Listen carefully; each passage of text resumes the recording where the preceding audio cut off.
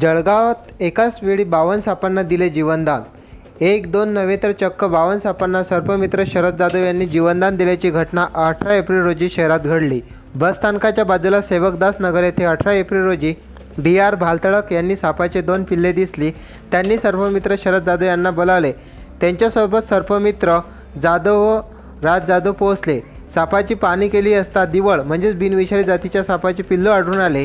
त्यांनी एक करता 2 तासात लगभग 52 सापांना जेरबंद केले।